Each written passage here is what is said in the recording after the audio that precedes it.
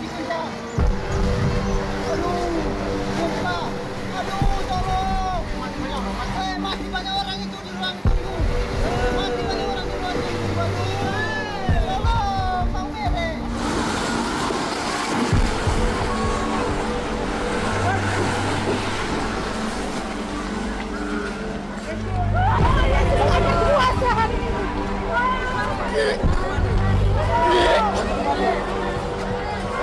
Aduh. Aduh, Om Herman. Om Herman. Aduh. Aduh, Om Herman. Air surut eh. Angkat Ramdan tuh.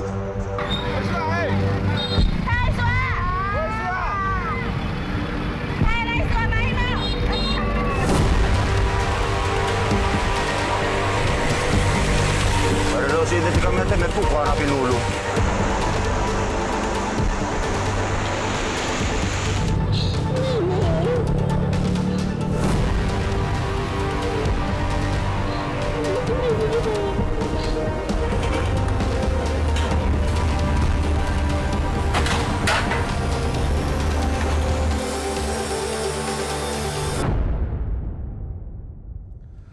Anda menyaksikan Breaking News Metro TV bersama saya Febrian Ahmad. Pemirsa, Presiden Republik Indonesia membantu korban gempa di Flores, NTT, dan bantuan ini didistribusikan.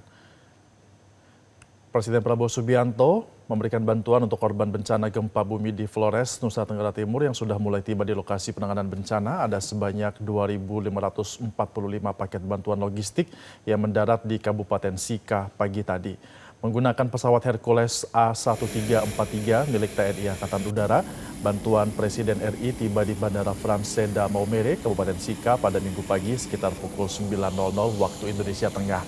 Setibanya di landasan, prajurit TNI dari Kodim 1603 Sika langsung bergerak cepat melakukan proses bongkar muat bahan pangan tersebut. Bantuan logistik ada sebanyak 14 ton beras yang terbagi ke dalam 2.545 paket sembako. Ini diperuntukkan bagi warga terdampak gempa berkekuatan magnitudo 7,7 yang mengguncang kawasan Flores pada Sabtu kemarin. Pengenangan cepat dilakukan agar seluruh bantuan logistik dapat segera sampai ke tangan warga yang membutuhkan. Dan Dim 1603 Sika, Letkol Arm Denny Riesta Permana menjelaskan bahwa bantuan ini dari Presiden Prabowo Subianto kepada korban gempa yang melanda Flores kemarin. Dan hari ini juga langsung didistribusikan kepada masyarakat Sika yang terdampak sebanyak 2.545 paket ini. Semuanya untuk korban terdampak gempa.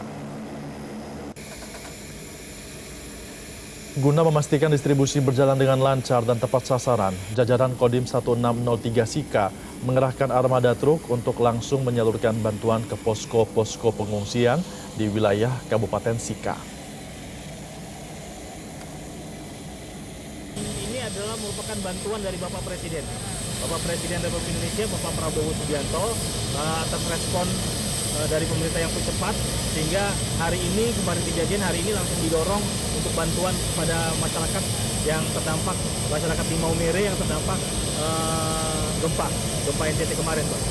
Berapa jumlah paket dan berapa ton? Paketnya jumlahnya tadi kami berdasarkan informasi dari perwakilan dari Satpres yang mengikuti, jumlahnya ada 2.545 paket, kemudian totalnya ini adalah 14 ton, Pak. Jadi setelah kami terima, langsung kami akan distribusikan kepada masyarakat yang membutuhkan. Di hari kedua pasca gempa magnitudo 7,7 Nagekeo, tim SAR gabungan menembus akses longsor dan perluas pencarian. Sejak pukul 6.00 waktu Indonesia Tengah, personel bersama dengan alat utama SAR dikerahkan ke sejumlah titik yang menjadi prioritas operasi. Pencarian hari ini pemirsa difokuskan di dua wilayah utama, yakni di Kota Mai, Kabupaten Nagekeo, dan kawasan Rio, Kabupaten Manggarai. Kepala Kantor SAR Maumere, Fatur Rahman, mengatakan bahwa akses menuju sejumlah wilayah terdampak yang sebelumnya sempat terhambat akibat longsor mulai dapat dilalui oleh petugas. Berdasarkan hasil pendataan dan verifikasi sementara hingga pukul 8.30 waktu Indonesia Tengah, tercatat 112 orang terdampak gempa, terdiri atas 48 orang meninggal dunia dan 64 orang mengalami luka berat maupun ringan. Jumlah itu masih bersifat sementara dan dinamis. Proses pendataan serta verifikasi terus dilakukan bersama dengan Badan Penanggulangan Bencana Daerah dan unsur potensi SAR di wilayah terdampak. Dengan fasilitas pendidikan. Sekarang anak sekolah kita minta untuk diliburkan sebelum mendapat pemberitahuan dari pemerintah untuk dimulai. Termasuk aktivitas pemerintah, kantor bupati itu kita akan aktivitas pemerintahnya akan dipindahkan, tidak di dalam kantor yang sedang rusak berat. Untuk mengetahui situasi terkini pemirsa, di lokasi kami sudah terhubung dengan rekan kami jurnalis Metro TV, ada Elma Rosana. Selamat pagi Elma, saat ini nampaknya sedang ada rapat persiapan pembantuan pasca gempa di NTT. Seperti apa situasi yang terjadi di sana saat ini Elma, bisa Anda gambarkan? Iya, Febrian dan juga pemirsa, benar sekali saat ini tengah berlangsung rapat koordinasi lintas lembaga dan kementerian terkait dengan percepatan penanganan pasca gempa bumi yang ada di Flores, Nusa Tenggara Timur dan digelar di Aula Kantor Bupati Manggarai Barat, dihadiri oleh sejumlah stakeholder mulai dari Menteri Koordinator Bidang Pembangunan Manusia dan Kebudayaan Pratikno, kemudian Menteri Dalam Negeri Tito Karnavian, Menteri Pekerjaan Umum Dodi Hanggodo, Kepala BNPB Letjen TNI Dr. Suharyanto, dan dari kementerian lainnya. Koordinasi ini, Febrian dan juga pemirsa, terkait dengan mendengarkan terlebih dahulu situasi terkini tadi lewat sambungan video Zoom dari sejumlah bupati yang wilayahnya terdampak begitu. Kemudian dilanjutkan dengan percepatan ataupun langkah percepatan penanganan yang disampaikan oleh masing-masing kementerian dan juga lembaga terkait. Tadi kita mendengarkan langsung bagaimana keluhan dari dua kabupaten seperti Sika dan juga Nagekeo yang mengeluhkan terkait dengan kelangkaan BBM dan juga gangguan pasokan listrik. Dan tadi langsung ditindaklanjuti oleh pihak-pihak ataupun stakeholder terkait dalam rapat koordinasi ini. Febrian dan juga pemirsa, terkait dengan situasi maupun korban jiwa, tadi dari Kementerian Kesehatan menyampaikan untuk data terbaru ada 51 korban jiwa yang meninggal dunia akibat gempa yang ada di Flores, Nusa Tenggara Barat. Dan tentu dalam rapat koordinasi ini ada sejumlah hal yang disampaikan mulai dari pemenuhan logistik yang nanti akan langsung ditindaklanjuti oleh masing-masing kementerian ataupun stakeholder terkait setelah rapat koordinasi ini, kemudian juga mulai dari langkah penanganan darurat, mulai dari penetapan status darurat, kemudian aktivasi posko daerah, pembentukan posko nasional, pencarian dan juga pertolongan dari korban di sejumlah kabupaten yang terdampak, karena tadi infonya ini dari Flores sendiri 8 kabupaten yang ada di sana terdampak. Dan kemudian mulai dari target pemulihan ini adalah 1 minggu ke depan, Febrian dan juga pemirsa. Selain itu ada juga pendataan dan juga huntara, yang mana tadi Kepala BNPB Letjen TNI Suharyanto mengungkapkan bahwa untuk pembangunan huntara ini langsung dilakukan saat ini juga, tidak harus menunggu 7 hari setelah target pemulihan. Dan yang terakhir adalah operasional posko untuk seluruh korban dapat mendata dan juga identifikasi. Dan untuk selengkapnya, Febrian dan juga pemirsa, kita akan mendengarkan pernyataan dari Kepala BNPB Letjen TNI Suharyanto berikut ini. Nanti ada tim kami juga datang ke sana mendampingi Pak Bupati, Pak Wakil Bupati, tolong disiapkan data-data. Tetapi sekarang sudah terpotret sementara ada 2 isu ya di Nagekeo. Yang pertama kelangkaan BBM, ini masalah listrik juga sudah ada juga Bapak di PLN, tentu saja nanti akan ditindaklanjuti. Terima kasih informasinya untuk Nagekeo. Ada lagi dari daerah lain, barangkali ada yang menyampaikan informasi atau laporan, silakan.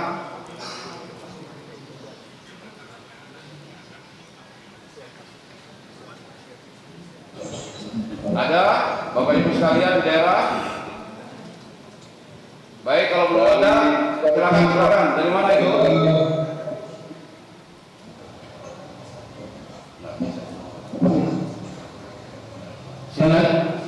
Sinyalnya masih.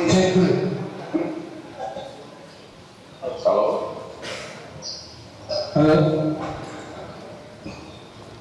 Halo. kepala daerahnya ada yang perlu dilaporkan, kalau nanti BPBD nanti kami aja yang datang ke sana Pak, supaya lebih jelas lagi, lebih rinci lagi. Baik, Bapak Menko dan Bapak Ibu sekalian yang terhormat, setelah kita tadi mendapat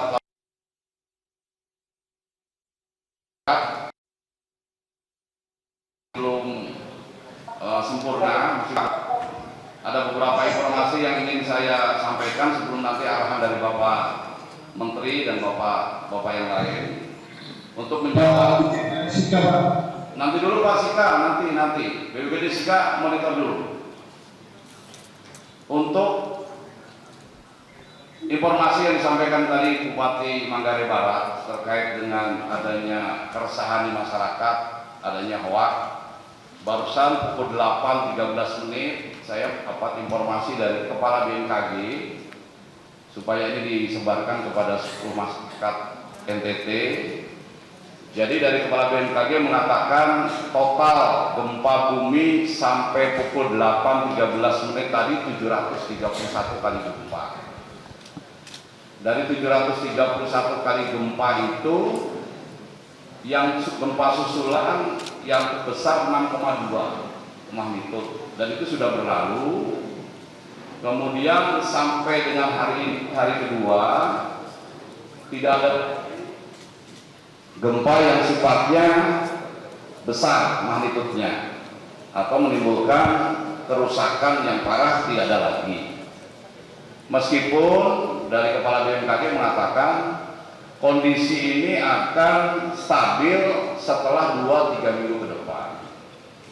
Tetapi pengalaman terjadinya gempa-gempa dimanapun, setelah ada gempa susulan yang besar, selanjutnya biasanya kecil-kecil terus. Dan ini terbukti juga dari gempa utama 7,7, kemudian ada gempa susulan sebanyak 731 kali gempa, sudah tidak ada lagi yang besar. Nah ini juga mungkin perlu disampaikan ke masyarakat agar tidak terpengaruh isu-isu yang tidak bertanggung jawab, hoax yang seolah-olah menyatakan ini nanti ada gempa besar lagi ya setelah 7,7.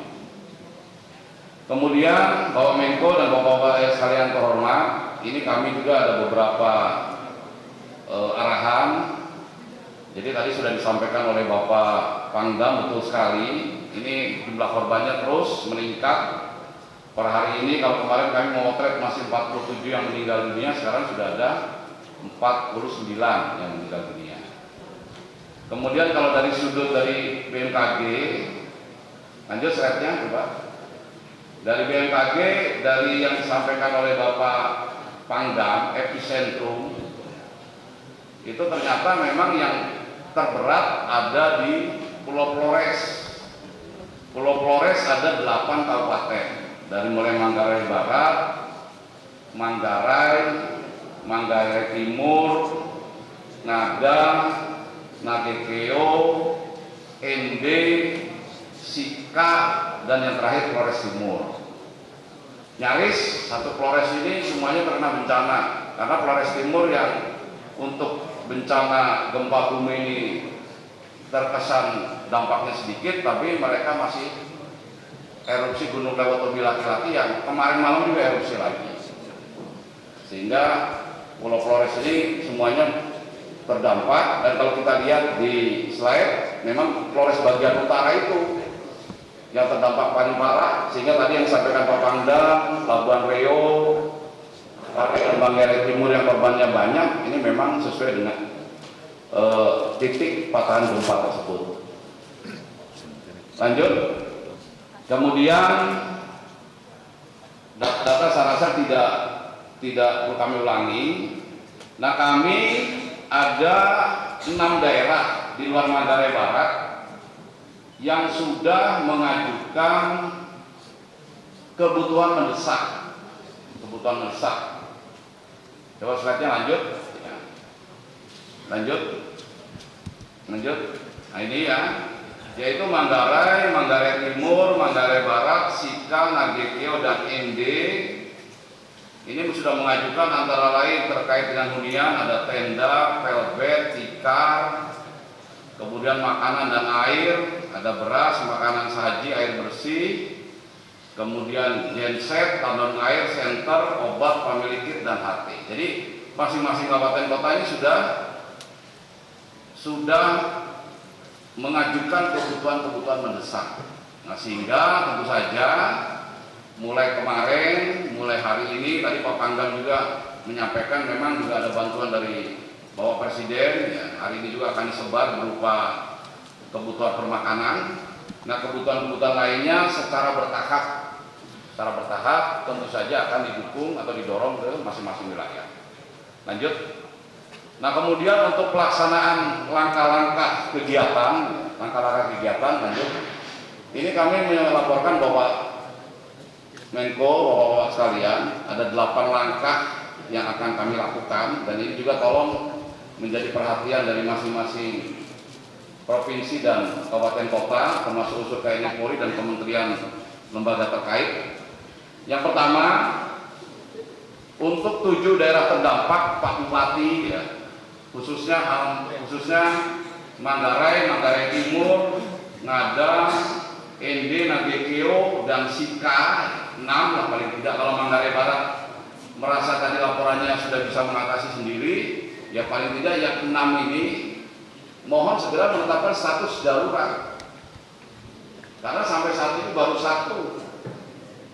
satu yang menetapkan status kedaruratan. Status kedaruratan perlu agar BNPB, kemudian kementerian lembaga terkait dari PU dan lain sebagainya bisa membantu secara maksimal. Mohon hari ini segera dikeluarkan status daruratnya. Kemudian Pak Gubernur juga, ya, karena memang daerah yang terdampak lebih dari 1 kabupaten, segera juga menetapkan status darurat. 14 hari boleh, tergantung nanti kebutuhan di lapangan. Kemudian tolong segera diaktifkan posko kabupaten kota, posko provinsi. Pak Bupati boleh menunjuk Komandan Satuan TNI dan Polri sebagai ex-komander, sebagai pemimpin. Kalau memang mau diambil alih oleh Bupati sendiri, bagus. Tapi kalau Bupati misalnya menunjuk Dandim, Kapolres, silakan. Termasuk Pak Gubernur untuk mengendalikan 6 kabupaten kota yang terdampak, mohon juga segera dibentuk posko provinsi. Karena letaknya jauh, beda pulau, saran saya posko provinsi ini adalah letaknya di Pulau Flores. Tadi Pak Pangdam kan menyarankan ada yang bisa didarati dari udara adalah di Labuan Bajo dan Maumere. Nah, terserah nanti silahkan, ya. Karena ini masih bencananya statusnya bencana daerah. Jadi yang bertanggung jawab penuh adalah Bupati dan Pak Gubernur. Kami dari pusat akan mendampingi, akan terus membantu setiap kesulitan dari para kepala daerah. Kemudian nasional ini tanggap darurat yang sesuai undang-undang atas perintah undang-undang dan perintah Bapak Menko PMK, saya para BNPB yang diperintahkan untuk memegang komando sementara dalam tanggap darurat. Kami membentuk posko nasional pendampingan provinsi. Yang pertama pusatnya di sini, di Labuan Bajo. Kami akan bentuk posko di Labuan Bajo. Sekarang hari ini sudah akan berdiri. Nanti mohon dari para kementerian lembaga, dari BUMN, silakan bergabung personilnya. Setiap gerakan atau kegiatan pendistribusian logistik dan lain-lain nanti dipusatkan di Labuan Bajo. Kemudian karena luas wilayah, kami bagi 2 juga. Kami juga membuka posko di Maumere.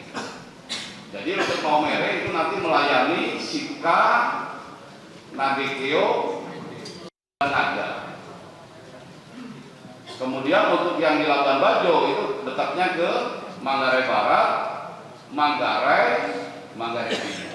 Nah, jadi 2 titik ini harapannya yang bisa mengcover semua langkah-langkah penanggulangan bencana di 6 wilayah terdampak. Kemudian di posko utama dan posko taktis untuk yang di Labuan Bajo, mohon izin Bapak-bapak, saya pimpin sendiri di Labuan Bajo. Kemudian yang di Maumere nanti ada pejabat eselon 1 dari BNPB. Nanti silakan dari unsur TNI Polri, kementerian lembaga, badan, BUMN silakan bergabung ya di situ. sehingga semua kegiatan penanganan ini bisa terlaksana secara kompak dan pemerintah daerah tetap menjadi ujung yang terdepan, ya, ujung yang terdepan. Kemudian di 6 daerah terdampak, kami juga membentuk tim-tim pendampingan dari pemerintah pusat sampai kondisi nanti betul-betul bisa terkendali. Jadi posko kabupaten kota, provinsi itu juga ada personil kami, baik dari BNPB maupun dari kementerian lembaga terkait. Kemudian di nasional kami laporkan juga di Halim Perdana Kusuma itu juga sudah berdiri posko logistik nasional, sehingga apabila dari kementerian lembaga, dari badan, dari BUMN, dari swasta atau masyarakat Timor NTT, Pak Gubernur yang mungkin merantau di luar di Jakarta ingin membantu, semuanya bisa melalui posko nasional yang sekarang sudah berdiri di Halim Perdana Kusuma. Barang-barang ataupun apapun untuk membantu saudara-saudaranya yang ada di Polres ini. Nanti dari Halim masuk ke Labuan Bajo, bisa juga masuk ke Maumere.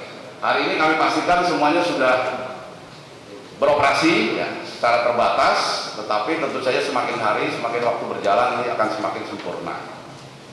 Kemudian pencarian pertolongan, meskipun dilaporkan tidak ada lagi masyarakat yang harus dicari atau terjebak di reruntuhan dan lain sebagainya atau yang masih hilang, tapi kami mohon Kepala Basarnas sesuai undang-undang ini memimpin langsung proses pencarian pertolongan.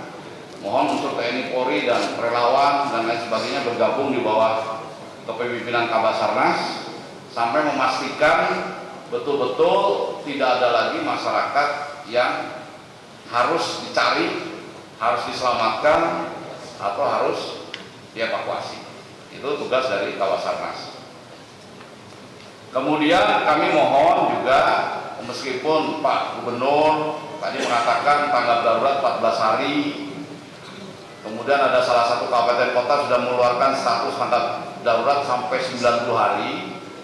Ini karena hari-hari pertama, silakan saja nanti kami lihat di masing-masing wilayah sampai sejauh mana dampak dan kerugian dan ancamannya, nanti bisa dievaluasi.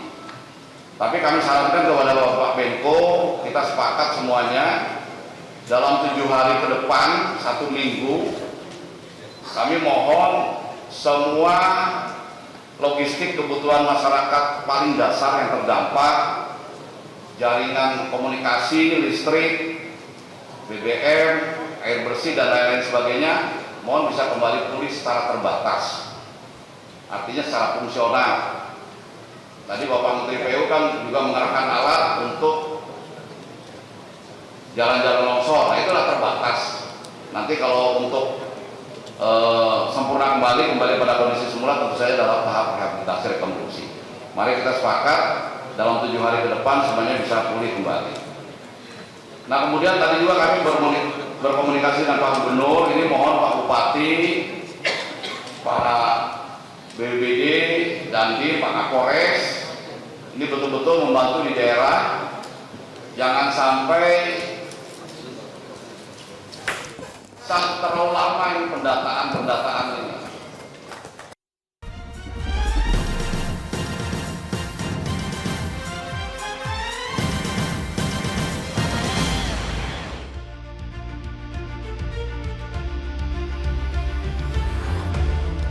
Pemirsa, cuaca buruk mempengaruhi aktivitas penerbangan di Bandara El Tari Kupang pagi hari ini, sehingga sejumlah penerbangan dengan tujuan wilayah Nusa Tenggara Timur dibatalkan dan akan dilayani kembali pada keesokan harinya atau esok hari. Sudah ada rekan kami Dasya Hutauruk yang akan melaporkan langsung dari Kupang, Nusa Tenggara Timur.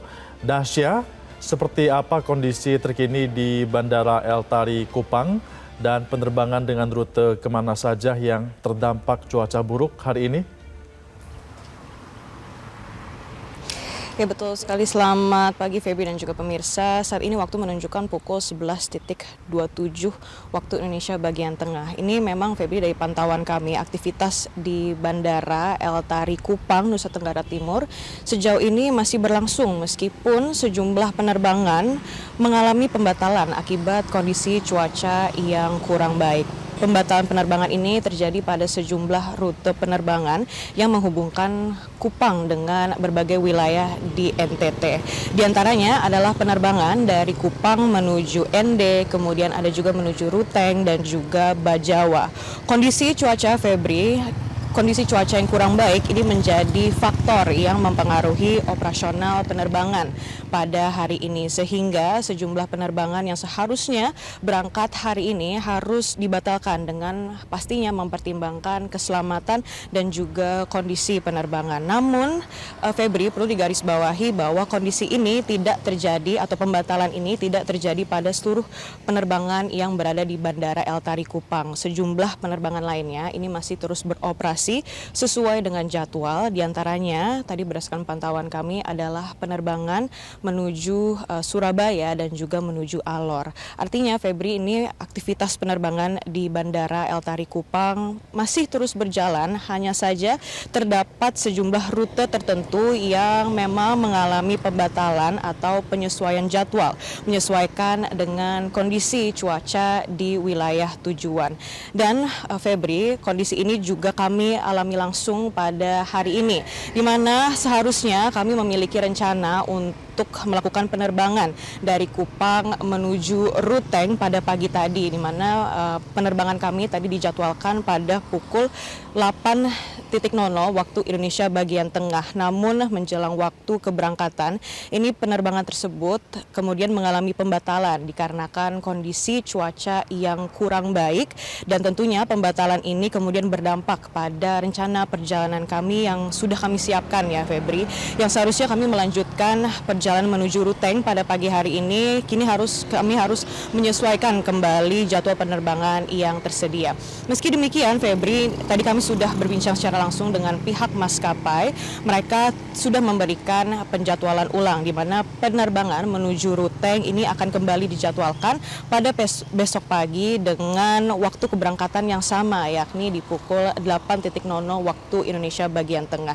Jadi Febri dan juga pemirsa, bagi penumpang yang memang memiliki kondisi serupa, penyesuaian jadwal atau reschedule tentunya pastinya menjadi suatu hal yang perlu disiapkan atau perlu diperhatikan. Terlebih kondisi cuaca pastinya dapat berubah sewaktu-waktu dan menjadi faktor yang sangat mempengaruhi operasional penerbangan. Oleh karena itu, himbauan bagi masyarakat dan juga Febri yang hari ini mungkin memiliki rencana untuk berpergian dari atau mungkin menuju Kupang, diharapkan dapat terus memastikan kembali jadwal penerbangan kepada pihak maskapai. Sementara itu, Febri, dari pantauan kami ini memang di area Bandara El Tari Kupang, kondisi di lingkungan bandara ini terlihat aman dan juga kondusif. Aktivitas di bandara masih berlangsung dengan normal, penumpang masih terus melakukan aktivitas mereka, baik yang menunggu informasi penerbangan, kemudian ada juga yang terus melakukan proses keberangkatan maupun juga menunggu jadwal keberangkatan berikutnya. Meskipun terdapat sejumlah penerbangan yang dibatalkan,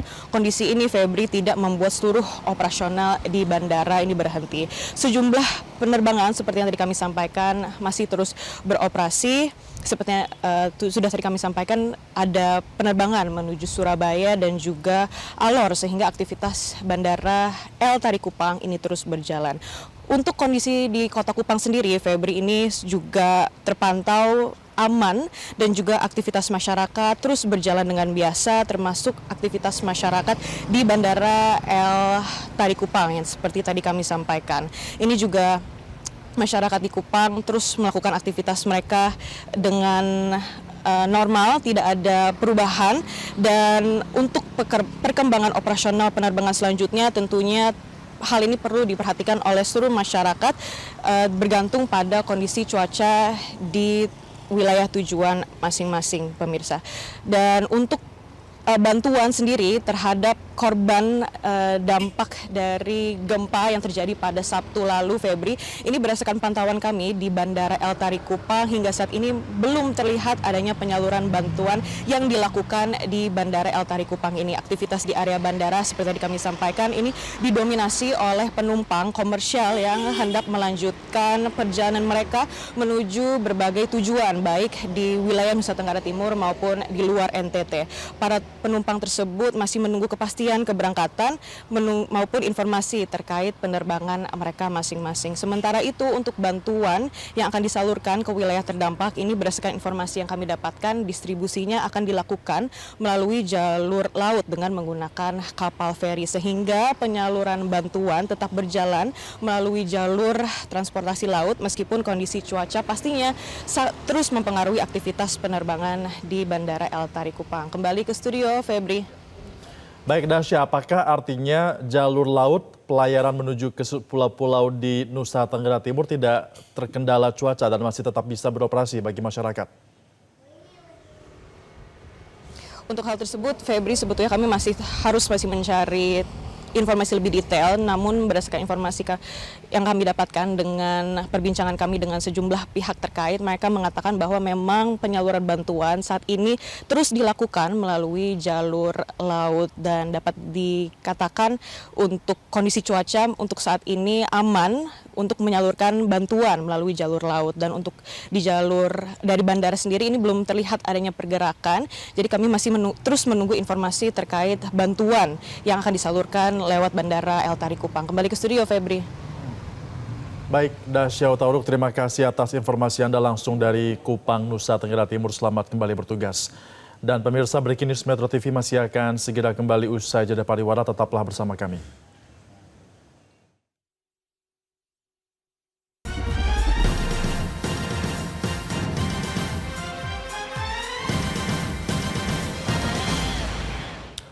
Anda kembali menyaksikan Breaking News Metro TV, pemirsa. Hingga Minggu pagi, gempa susulan masih terus terjadi di pusat gempa di Mbai dan Regeo, meski magnitudonya sudah berangsur menurun. Hal ini membuat BPBD Kepulauan Selayar tetap meningkatkan kesiapsiagaan bila hal terjadi yang tidak diinginkan. Selain menyiapkan jalur evakuasi bagi warga, BPBD juga menyiagakan kendaraan operasional, dapur umum, serta puluhan tenda pengungsian untuk mengantisipasi kemungkinan gempa susulan dan ancaman tsunami.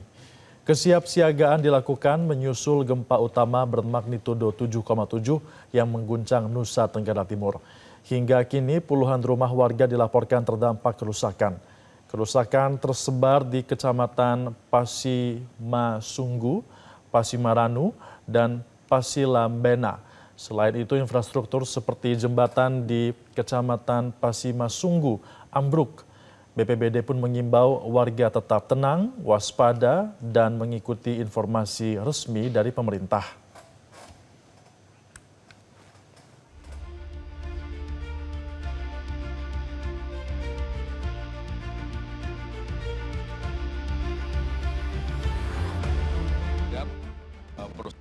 Darurat dan juga nanti rehab rekon. Jadi hari ini kami melakukan rapat. Mengapa ini menjadi sangat penting? Karena pemerintah pusat ini benar-benar full tim hadir ke sini. Masing-masing menanyakan apa dan apa yang sudah dilakukan, apa yang akan dilakukan, dan seterusnya. Jadi sinkronisasi ini menjadi sesuatu yang sangat penting karena memang resources pusat untuk tanggap darurat dan juga rehab rekon ini sangat besar. Tadi sudah disampaikan ini akan segera dibentuk posko. Dalam hari kedua ini sudah terbentuk posko pemerintah pusat. Ada posko nasional, nanti Pak Kepala BNPB sampaikan bahwa bantuan logistik dari lain terkonsolidasi Halim dikirimkan ke sini, kemudian ada posko di Labuan Pemkap juga membuat posko. Ini akan mengawal sinkronisasi program untuk tanggap darurat ini. Dalam tahap tanggap darurat ini yang utama tentu saja adalah menyelamatkan warga yang terdampak, kemudian mengembalikan infrastruktur yang rusak agar segera fungsional, apakah itu jalan, jembatan, sakit, listrik, kemudian juga jaringan internet ya dan lain-lain itu recover dalam waktu singkat-singkatnya sambil tadi kita lakukan pembangunan pemulihan yang lebih permanen dan kita tentu saja tidak hanya ingin membuat pembangunan itu kembali seperti semula, tapi kita juga berusaha untuk membangun lebih baik di pasca bencana sehingga daerah ini menjadi lebih tangguh dalam menghadapi bencana. Sekali lagi bencana tidak bisa sepenuhnya kita hindari, tapi kita harus membangun Pemda yang tangguh, ya masyarakat yang tangguh, infrastruktur yang tangguh, dan juga masyarakat yang tangguh dalam menghadapi bencana. Ini kami menyampaikan bela sungkawa yang mendalam kepada Tuhan dan mohon kepada seluruh jajaran masyarakat untuk terus bersinergi dengan pemerintah daerah, pemerintah pusat, segera melakukan aksi cepat dalam tanggap darurat dan mendukung secepatnya rehab rekon. Ya, saya kira itu saja pengantar dari saya. Kalau Bapak Menteri Kepala Kabadan mau menyampaikan, saya persilakan. Pak Mendagri, Pak Menteri PU. Ya, oke. Tadi malam sudah, makasih tadi malam. Pak Kaban cukup, oke. Terima kasih ya teman-teman, terima kasih. Kita perlu segera, perlu kami sampaikan juga kita akan membagi tugas ke lapangan dan kemudian kita besok akan upacara tidak di Jakarta, tapi kita akan ikut upacara Hari Ulang Tahun Kemerdekaan. Bagi tugas daerah untuk mengawal sesuai dengan tupoksi kita, mengawal isu-isu krusial di daerah tersebut. Tapi kami akan terus berkoordinasi walaupun kita di tempat yang berbeda. Ya, terima kasih. Teman-teman, terima kasih. Kita baru saja menyaksikan pemirsa pernyataan dari Menko PMK Pratikno usai melakukan rapat koordinasi dengan sejumlah kementerian dan juga BNPB serta BPBD, di mana ia mengatakan bahwa posko nasional untuk menanggulangi bencana di Nusa Tenggara Timur sudah dibentuk, di mana untuk bantuan logistik dari Jakarta akan terkonsentrasi di Lanut Halim Perdana Kusuma, sehingga bagi wilayah lain yang ingin mengirimkan bantuan dapat dikirimkan ke Halim Perdana Kusuma agar dapat dibantu dan juga dilakukan penyaluran. Dalam masa tanggap darurat, pemerintah juga sudah memilih sejumlah prioritas, yakni diantaranya adalah menyelamatkan warga yang terdampak, mencari korban yang masih belum ditemukan, kemudian nanti akan masuk ke masa memperbaiki infrastruktur yang rusak, termasuk mengembalikan listrik, jaringan internet, dan juga air bersih. Untuk mengetahui situasi terkini di lokasi, kami juga sudah terhubung dengan kontributor Metro TV, ada Ignatius Kunda di Nagekeo, Nusa Tenggara Timur. Kunda, selamat pagi. Seperti apa situasi di tempat Anda melaporkan? Apakah bantuan sudah mulai masuk ke wilayah Anda? Halo, selamat siang. Saat ini di BPBD sendiri, khususnya BPBD Nagekeo, beberapa bantuan sudah mulai disalurkan ke beberapa posko. Dan menurut Kepala BPBD Nagekeo, ada sekitar 57 posko yang sudah disalurkan bantuan berupa beras, telur, dan air minum di sekitar 57 posko. Dan di Nagekeo sendiri atau di BPBD sendiri masih terjadi kekurangan sembako sehingga tidak bisa memenuhi segala kebutuhan ataupun banyaknya warga yang mengungsi ke tenda-tenda pengungsian. Dan dari hasil pemantauan di lapangan di posko atau tempat pengungsian di lapangan Berdikari, Kota Ambai, sejumlah warga yang mengungsi dari Desa Tonggu Rambang atau desa-desa pesisir di sekitar pantai utara Nagekeo, mereka mengeluhkan sejak semalam tidak mendapat pasokan makan, namun hanya mendapatkan snack dari personil TNI dan Polri. Beberapa bantuan sembako seperti beras, mie instan tak bisa dimasak karena tidak adanya dapur ataupun tidak adanya kompor atau peralatan masak. Selain itu juga mereka mengeluhkan sarana air bersih sehingga mereka agak kesulitan untuk pergi ke kamar WC dan untuk membersihkan diri ataupun untuk kebutuhan lain selama mereka berada di tenda pengungsian. Mereka berharap ada support atau bantuan dari pemerintah, terutama bupati dan gubernur. Sekiranya mereka juga hadir di tenda-tenda pengungsian, sekedar untuk memulihkan trauma pasca gempa yang terjadi pada Sabtu pagi kemarin. Selain itu, BPBD juga merasa kesulitan karena akses internet sangat terbatas atau sulit, dan mereka membutuhkan perangkat atau internet portable sehingga bisa saling berkoordinasi antara petugas di lapangan serta melaporkan kekurangan-kekurangan yang terjadi di lapangan. Selain itu, kekurangan bahan bakar minyak karena sejak kemarin bahan bakar minyak atau BBM yang digunakan untuk kendaraan-kendaraan operasional, mereka tidak bisa mendapatkan pasokan BBM karena SPBU satu-satunya yang ada di Kota Mbai ditutup dan baru dibuka pada pagi tadi.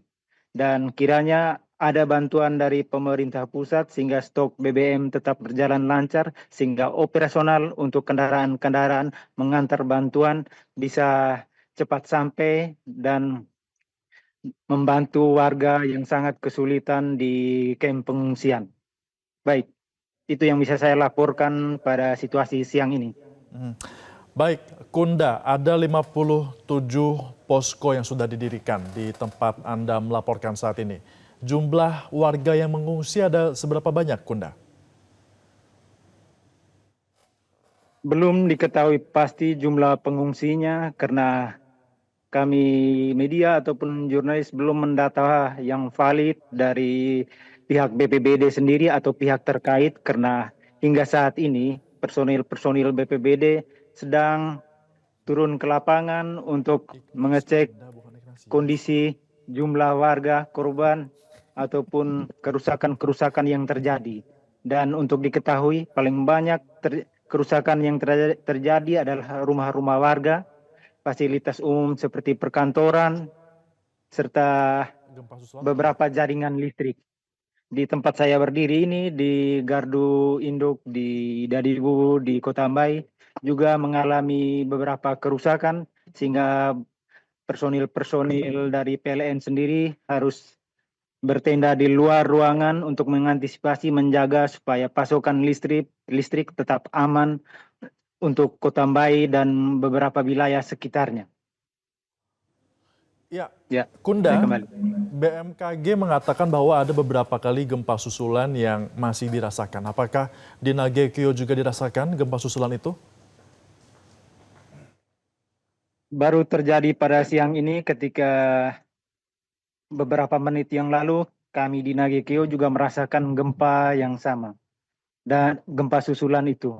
Dan semalam banyak warga yang di tenda-tenda pengungsian yang masih mengalami trauma, tidak bisa tidur dengan nyaman karena masih trauma akibat gempa-gempa susulan yang terus berlangsung hingga siang tadi. Baik. Mayoritas warga yang mengungsi ini apakah warga yang rumahnya rusak atau memang warga yang takut karena masih adanya gempa susulan terjadi?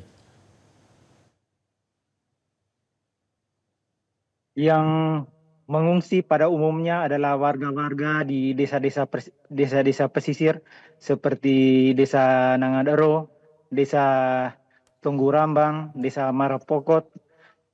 Memang yang banyak di antara pengungsi ini beberapa rumahnya telah hancur. Mereka takut untuk kembali karena bangunan-bangunannya ada yang sudah mulai retak dan takut bila ada susulan akan reruntuhan bangunan bisa membahayakan keselamatan mereka. Sedangkan mereka sendiri di tempatnya tidak mempunyai tenda ataupun tenda-tenda yang memadai, sehingga mereka harus tetap mengungsi atau pergi di tenda-tenda yang sudah disiapkan oleh Pemda atau BPBD.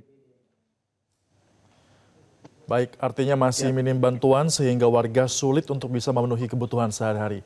Ignas Kunda, terima kasih atas informasi Anda langsung dari Nagekeo, Nusa Tenggara Timur.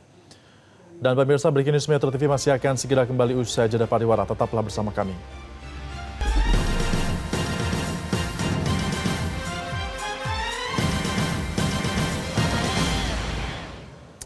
Pemirsa, warga Maminasa, Kecamatan Pasimasungguh di Kabupaten Selayar, Sulawesi Selatan bergotong royong membangun jembatan darurat pasca tsunami kecil yang terjadi pada Sabtu pagi kemarin usai gempa bermagnitudo 7,7 yang mengguncang Nagekeo, Nusa Tenggara Timur. Para warga membangun jembatan darurat dengan menggunakan batang pohon dan juga dilakukan secara swadaya.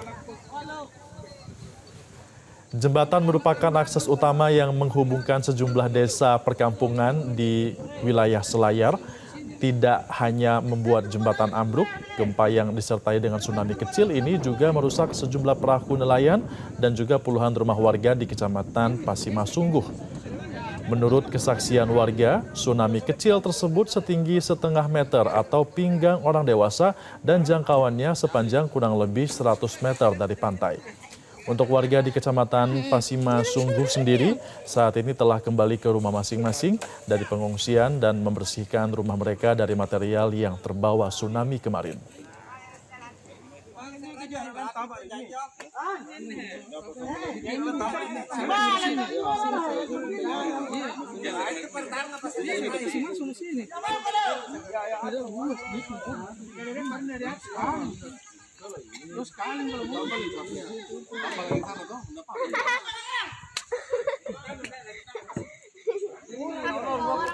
TNI AL dikerahkan 3 KRI dan juga 1 heli, 1 pesawat CASA, serta tim medis bantu penanggulangan bencana.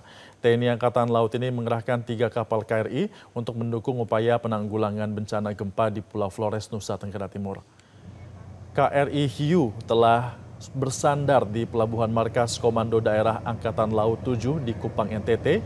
Kapal KRI Hiu ini nantinya akan membawa bantuan logistik ke Kabupaten Sika Maumere untuk selanjutnya didistribusikan ke sejumlah daerah terdampak gempa. Selain itu, 2 kapal KRI lainnya juga sudah bergeser ke Kabupaten Manggarai dan Manggarai Barat. TNI Angkatan Laut juga mengerahkan 1 helikopter dan 1 pesawat CASA untuk mendukung upaya penanganan bencana gempa.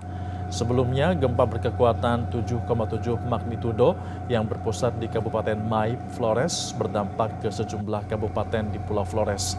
Ribuan bangunan, fasilitas publik, rumah sakit, sekolah, gedung pemerintah, serta rumah-rumah warga mengalami kerusakan yang parah.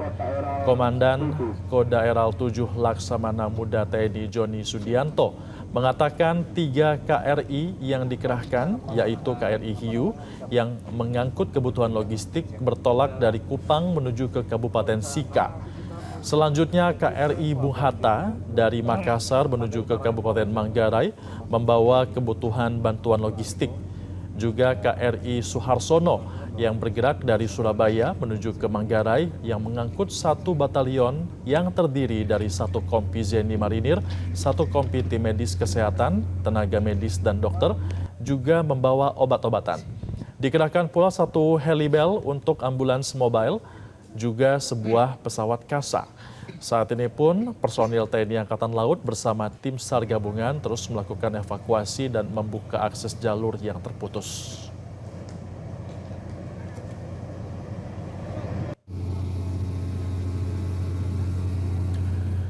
Ketua Umum Palang Merah Indonesia atau PMI Yusuf Kala mengajak masyarakat untuk memberikan bantuan kepada warga terdampak gempa di Nusa Tenggara Timur. PMI pun siap menyalurkan bantuan dan saat ini relawan PMI juga sudah membantu proses penanganan serta pemulihan. Palang Merah Indonesia telah merencanakan, menyiapkan, mempelajari situasi ini dan telah bergerak relawan PMI di sana dan mudah-mudahan kita dapat membantu mengatasi masalah masyarakat. Bagi masyarakat yang ingin membantu mereka dapat disalurkan lewat PMI dan PMI akan, kalau gempa itu berarti kerusakan, butuh mereka memperbaiki. Ini belum jelas semuanya, baru kita lihat dari TV. Namun demikian bagi masyarakat yang membantu dapat melalui PMI dan kita akan salurkan dan kita akan bantu. Pemirsa, hingga saat ini seluruh penanganan pasien di Rumah Sakit Labuan Bajo dilakukan di tenda-tenda darurat yang didirikan di area terbuka rumah sakit. Hal ini dilakukan untuk mengantisipasi gempa susulan pasca gempa bermagnitudo 7,7 yang mengguncang Nagekeo pada Sabtu pagi kemarin. Rumah Sakit Siloam dan Rumah Sakit Komodo di Labuan Bajo, Kabupaten Manggarai Barat, Nusa Tenggara Timur, mengevakuasi seluruh pasien rawat inap ke area terbuka dan lapangan parkir rumah sakit menyusul gempa bumi berkekuatan magnitudo 7,7 yang berpusat di Nagekeo pada Sabtu pagi.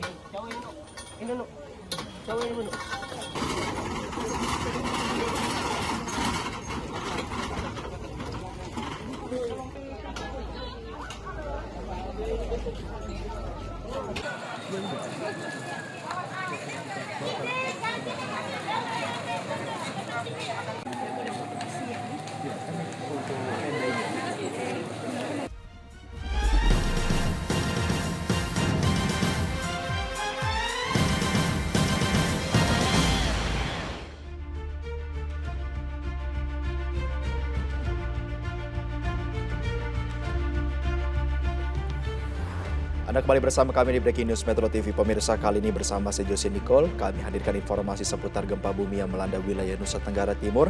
Kami awali dengan menghadirkan informasi data yang disampaikan oleh Badan Nasional Pencarian dan Pertolongan atau Basarnas dalam kaitannya kepada penanganan dampak dan juga korban dari gempa yang melanda wilayah Nusa Tenggara Timur, yang mengklaim bahwa Kepala Basarnas Muhammad Syafi'i mengatakan hingga pukul 9 WITA bahwa jumlah korban meninggal dunia akibat gempa ini telah mencapai 51 orang dan angka tersebut bertambah setelah tim SAR mengevakuasi 3 warga dalam kondisi meninggal dunia di Manggarai Timur dan 1 korban di wilayah Manggarai.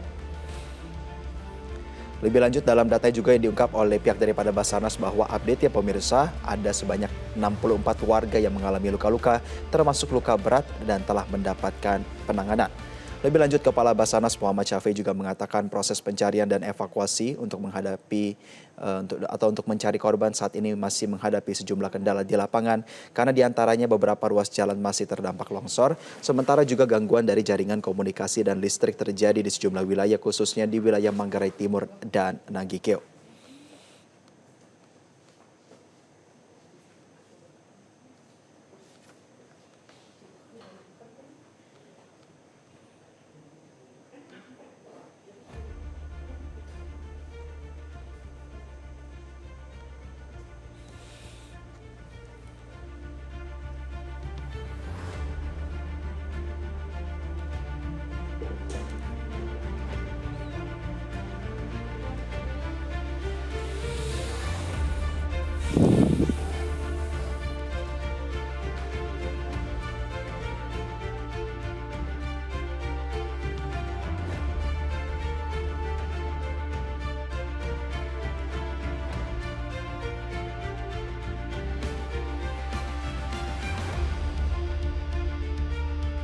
Sebelum data yang diungkap oleh pihak daripada Basarnas pada pukul 9 WITA, pemirsa, seperti yang diketahui bahwa versi BNPB pada pukul 00 waktu Indonesia bagian Barat pada 16 Agustus 2026 sebelumnya dikabarkan bahwa ada 47 orang yang dinyatakan meninggal dunia, di mana yang paling besar memang saat ini terdapat di Kabupaten Manggarai dan Manggarai Timur. Dan apabila kita sinkronkan dengan data yang disampaikan oleh Basarnas, maka lebih lanjut 3 korban meninggal dunia yang ditemukan di Manggarai Timur. Sementara itu di wilayah Manggarai atau Reoni jumlah korban meninggal bertambah 1 dari 23 menjadi 24 orang.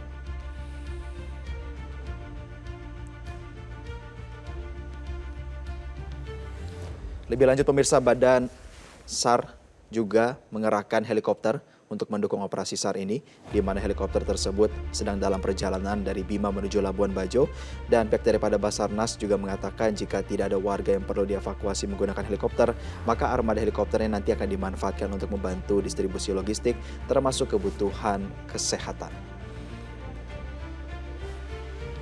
Penambahan personel dari Basarnas juga terus dikerahkan ya pemirsa, diantaranya dari sejumlah kantor SAR, diantaranya dari Makassar, Mataram, Surabaya, serta tim dari Basarnas Special Group, terutama untuk membantu proses pencarian korban.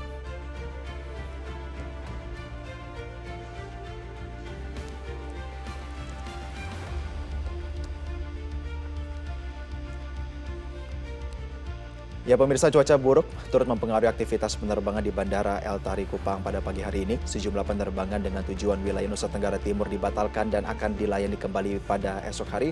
Untuk lebih lengkapnya kami akan menyapa jurnalis Metro TV Dasya Hutauruk. Dasya, selamat siang.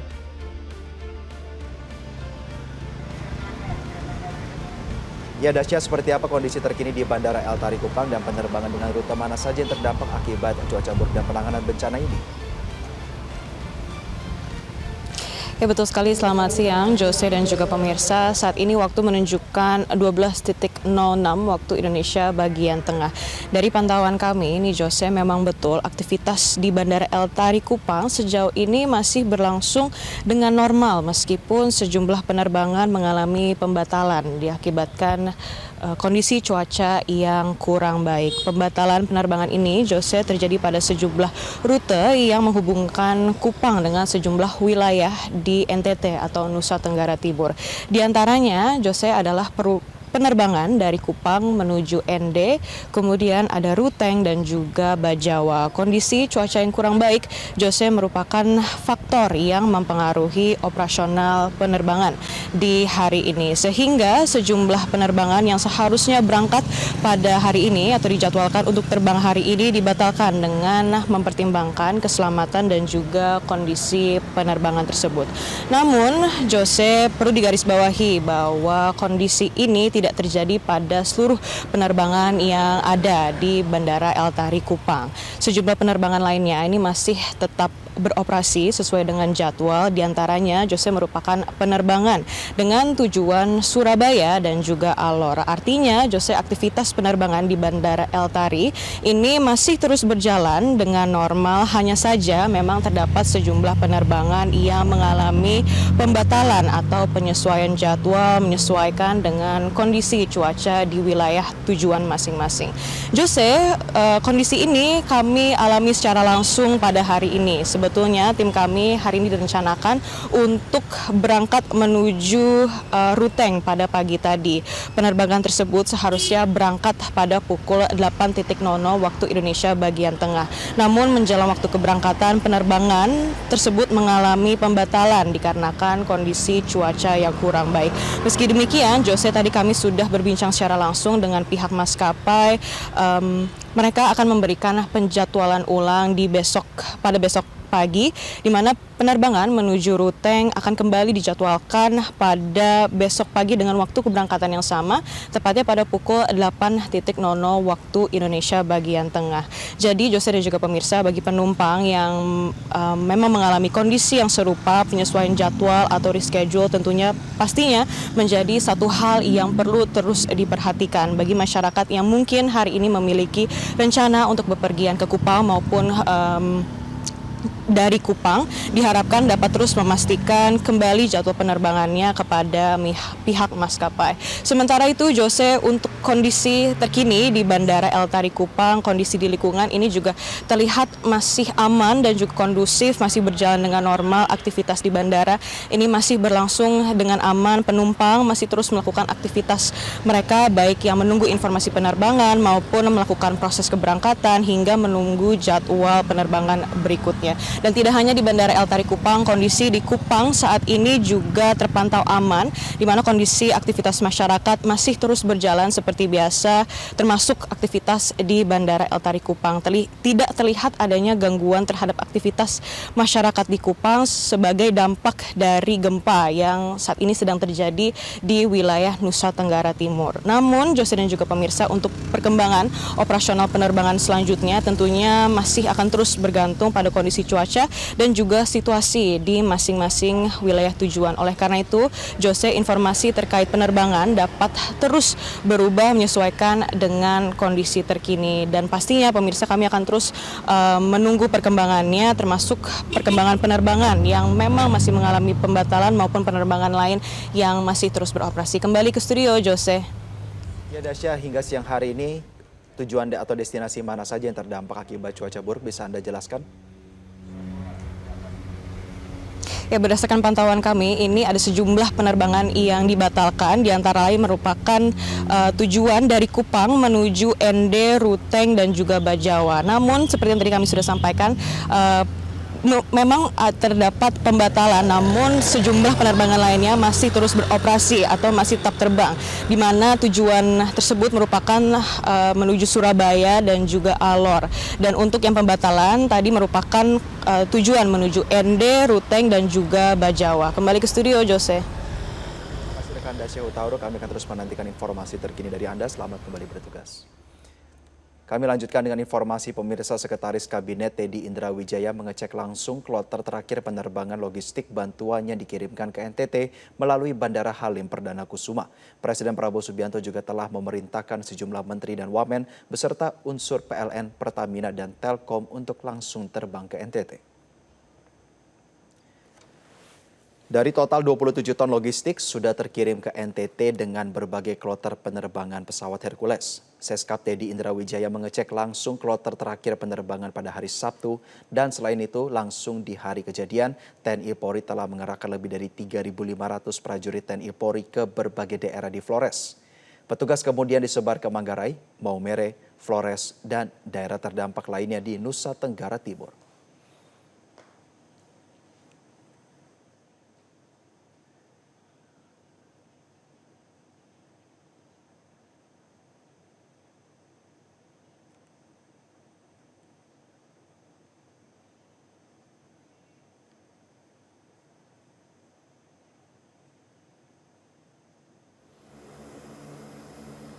Seperti yang diketahui pemirsa, bantuan kemanusiaan dari Presiden Prabowo Subianto untuk korban bencana gempa bumi di Flores mulai tiba di lokasi penanganan bencana. Sebanyak 2.545 paket bantuan logistik mendarat di Kabupaten Sika pada pagi tadi. Para prajurit TNI langsung bergerak cepat melakukan proses bongkar muat bahan pangan tersebut. Bantuan logistik sebanyak 14 ton beras yang terbagi ke dalam 2.545 paket sembako ini akan langsung didistribusikan kepada masyarakat Sika yang terdampak. Untuk memastikan distribusi berjalan dengan lancar dan tepat sasaran, jajaran Kodim 1603 Sika mengerahkan armada truk untuk langsung menyalurkan bantuan ke posko-posko pengungsian di wilayah Kabupaten Sika.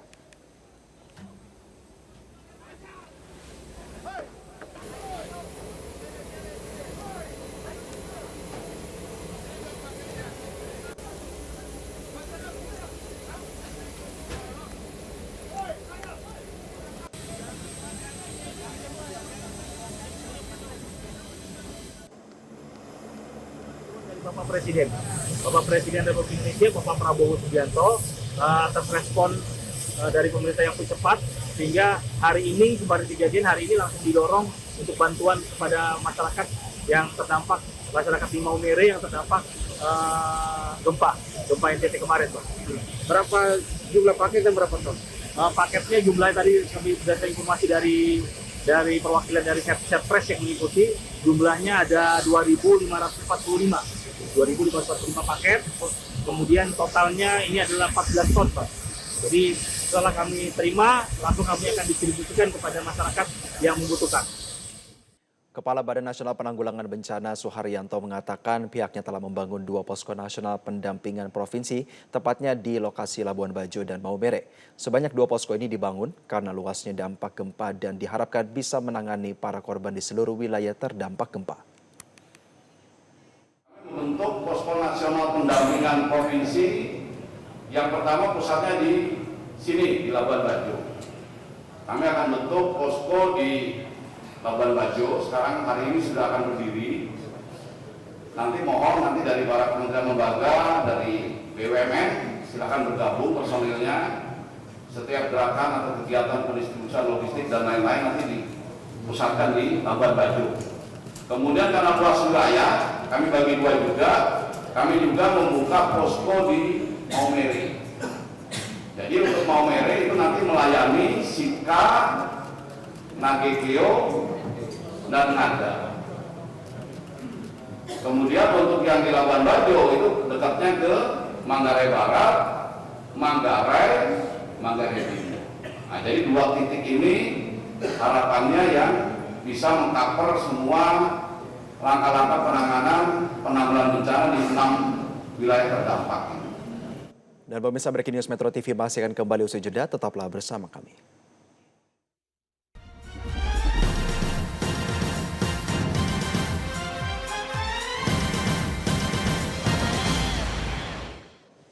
Anda kembali bersama kami di Breaking News Metro TV. Pemirsa, kami lanjutkan dengan informasi Polri memberangkatkan ratusan personel SAR Brimob menuju Flores NTT untuk mempercepat evakuasi pasca gempa magnitudo 7,7.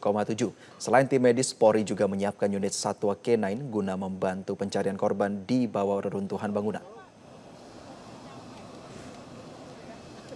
Pada Sabtu malam, pemirsa, 15 Agustus 2026, Polri resmi memberangkatkan 137 personel gabungan ke Flores NTT untuk menangani dampak gempa magnitudo 7,7. Pasukan utama ini terdiri dari 1 kompi SAR Brimob dan didukung oleh tim medis DVI serta unsur pendukung lainnya. Selain personil, Polri juga mengirimkan logistik tahap awal seperti tenda, alat komunikasi portable, dan makanan cepat saji menggunakan pesawat JN295 dari Pondok Cabe. Untuk mendukung pencarian di titik reruntuhan parah, Polri juga menyiapkan unit Satwa K9 atau anjing pelacak yang akan dikirimkan pada tahap berikutnya. Selain itu, Polda terdekat seperti Bali, NTB, dan Jawa Timur juga disiagakan untuk memberikan dukungan tambahan sewaktu-waktu dibutuhkan di lokasi bencana.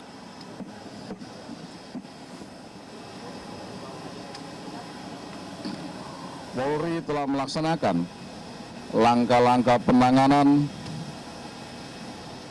dan mengerahkan jajaran untuk membantu masyarakat di tahap tanggap darurat ini. Prioritas utama Polri saat ini adalah memastikan keselamatan masyarakat, melakukan evakuasi, memberikan pertolongan kepada korban, serta memastikan kebutuhan masyarakat yang terdampak dapat segera tertangani. Di wilayah NTT, Kapolda Nusa Tenggara Timur telah memerintahkan seluruh Kapolres di wilayah terdampak untuk turun langsung. Sekali lagi, untuk turun langsung bersama-sama pemangku kepentingan lainnya, BPBD, Basarnas, Pemda, kawan-kawan TNI untuk melakukan evakuasi dan memberikan bantuan kepada masyarakat. Pemirsa, sebagian warga terdampak gempa magnitudo 7,7 di Flores, Nusa Tenggara Timur masih bertahan di lokasi pengungsian karena mereka khawatir terhadap adanya gempa susulan yang sewaktu-waktu bisa terjadi. Dan untuk mengetahui informasi selengkapnya, saat ini kita telah terhubung dengan jurnalis Metro TV Elma Rosana di lokasi. Elma, selamat siang. Di mana Anda posisi saat ini dan seperti apa kondisi terkini di sana? Iya, selamat siang Jose dan juga pemirsa. Saat ini saya tengah berada di Kabupaten Manggarai Barat, di Nusa Tenggara Timur, yang mana tadi setelah rapat koordinasi terkait dengan percepatan penanganan bencana di Polres Nusa Tenggara Timur, saat ini seluruh lembaga dan juga kementerian dari pemerintah pusat tengah membagi tugas ya, untuk langsung terjun ke sejumlah daerah yang terdampak bencana, yang mana dalam hal ini di Flores sendiri ada 8 kabupaten yang tadi disebutkan oleh Kepala BNPB Banjir Suharyanto yang terdampak dalam bencana yang pada hari kemarin. Nah, Jose dan juga pemirsa, pada rapat koordinasi tadi dari lembaga dan juga kementerian yang hadir, ini langsung dari Menteri Koordinator Bidang Pembangunan Manusia dan Kebudayaan, ada Pratikno, kemudian Menteri Dalam Negeri Tito Karnavian, Menteri Pekerjaan Umum Dodi Tambodo, Kepala BNPB Lejen TNI Suharyanto, Kepala BNPB RI Marsikal Madia Henry Alfiandi, ada Wamenkes dan juga Wamensos RI, yang mana dalam rapat koordinasi tadi juga ada sambungan juga telepon lewat Zoom gitu ya dari masing-masing bupati yang wilayahnya terdampak untuk menyampaikan langsung kira-kira apa saja situasi yang terjadi di masing-masing kabupaten dan ada kebutuhan apa yang bisa disampaikan ke pemerintah pusat. Dan tadi kami mendengarkan langsung dari dua kabupaten yang paling terdampak ada di Sika dan juga ada di Nagakeo, yang mana dalam hal ini dua kabupaten tersebut ada listrik mati dan juga ada dari pasokan listrik dan juga kelangkaan BBM, maksud kami Jose dan juga pemirsa. Nah, terkait dengan hal ini tadi langsung ditanggapi langsung oleh pihak Pertamina maupun dari pihak Telkom PLN terkait dengan bagaimana percepatan penanganan terkait dengan pasokan listrik gangguan dan juga untuk kelangkaan BBM agar selama 7 hari cepat percepatan pemulihan di seluruh wilayah yang terdampak akibat gempa atau bencana di Flores Nusa Tenggara Timur ini dapat segera pulih kembali. Nah, terkait dengan situasi ataupun dengan korban jiwa, tadi data terakhir dari Kementerian Kesehatan ada 51 korban yang meninggal dunia, kemudian 36 korban luka berat dan 77 korban luka ringan. Yang mana dari hal ini juga menjadi prioritas utama evakuasi dan juga pertolongan, identifikasi dan lain sebagainya oleh pihak pemerintah yang bekerja sama dengan pemerintah pusat, daerah, dan stakeholder terkait, TNI, dan juga Polri yang langsung terjun langsung ke lapangan untuk meninjau dan mengirimkan bantuan logistik. Nah, terkait dengan himbauan-himbauan tertentu tadi yang disampaikan dalam rapat koordinasi dan juga pemirsa, tadi disampaikan bahwa hingga hari ini terdapat 731 kali gempa susulan dan yang terbesar untuk gempa susulannya sebesar 6,2 magnitudo, yang mana dalam 2-3 minggu ke depan ini akan stabil. Dan hal ini juga dalam hal ini Kepala BNPB tadi dan juga pemerintah pusat terkait memberikan himbauan agar masyarakat tidak lagi terpengaruh oleh hoax dengan isu-isu gempa besar ataupun potensi tsunami begitu. Dan untuk wilayah terdampaknya sendiri, Jose dan juga pemirsa seperti yang sudah kami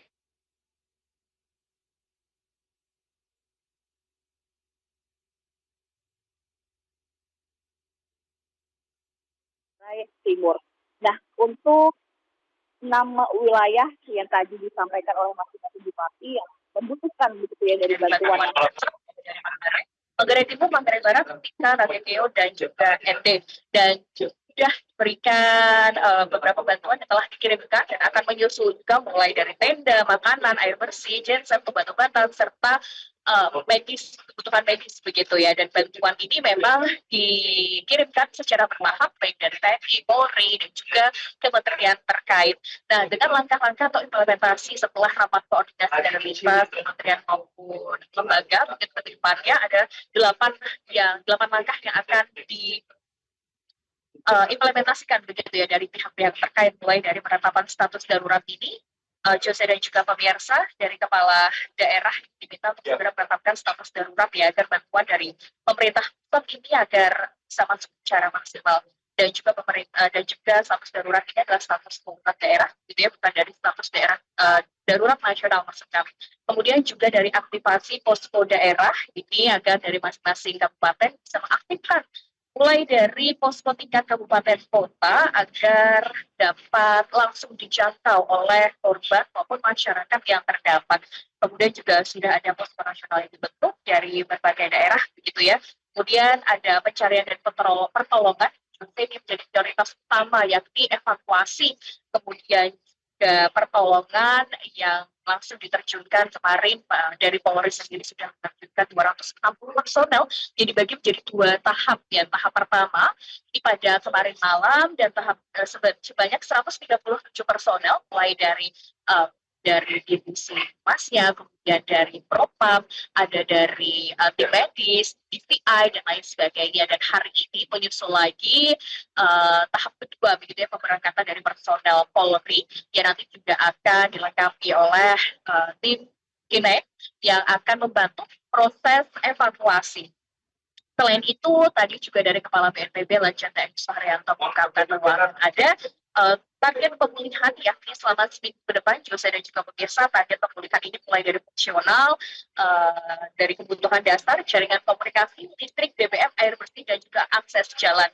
Dan juga ada pendataan dari hunian, yang mana nanti dari pemerintah ini juga menargetkan bahwa pembangunan hutan ataupun huntap ini langsung dilakukan tidak menunggu data secara komplit begitu ya, tapi dilakukan secara bertahap dari kerusakan rumah secara paralel untuk bisa mempercepat pembangunan hunian sementara maupun hunian tetap. Dan juga yang terakhir adanya operasional posko yang melibatkan dari semua kementerian, lembaga, TNI, Polri, dan juga BUMN. Dan hingga saat ini Jose dan juga pemirsa ini dari kementerian maupun lembaga itu langsung terjun langsung meninjau, memberikan bantuan logistik kepada korban maupun masyarakat yang terdampak, dan kita harapkan dengan koordinasi lintas lembaga dan kementerian ini dapat mempercepat penanganan bencana yang ada di Nusa Tenggara Timur. Mereka Jose. Baik, terima kasih jurnalis Metro TV Elma Rosan untuk laporan terkini dari Anda. Selamat kembali bertugas. Dan pemirsa, demikian Breaking News Metro TV edisi kali ini. Nantikan terus informasi terbaru seputar gempa yang melanda wilayah Nusa Tenggara Timur bersama kami di Metro TV. Sampai jumpa. Jelajahi cara baru mendapatkan informasi. Download Metro TV Extend sekarang.